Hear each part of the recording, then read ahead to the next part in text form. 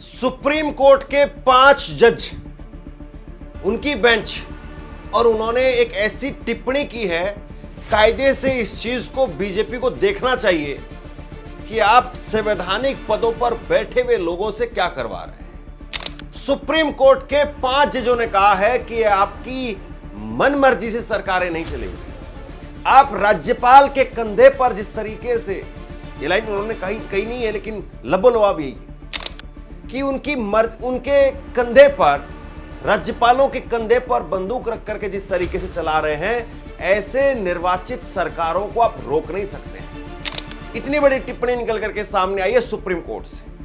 लेकिन मजाल की कहीं टीवी चैनल में इस खबर पर कोई बात हो जाए, मजाल की कोई बीजेपी से पूछ ले कि आप राज्यपालों से क्या कुछ करवा रहे हैं। दरअसल सब जानते हैं कि राज्यपाल जो एक संवैधानिक पद है, लेकिन संवैधानिक पद पर बैठे हुए व्यक्ति जब किसी पार्टी के द्वारा मनोनीत किए जाते हैं, उनको नियुक्त किया जाता है राज्यपाल, तो कहीं ना कहीं आज की राजनीति हम खुल करके देख रहे हैं कि वो किसी न किसी के प्रति इंक्लाइंड दिखाई देते हैं। और एक मामला निकल करके सामने आया तमिलनाडु का एक मामला, जहां पर तमिलनाडु के राज्यपाल आर.एन. रवि, उन्होंने तमिलनाडु की सरकार के 12 विधेयक जो पास किए गए थे उनको लटका दिया।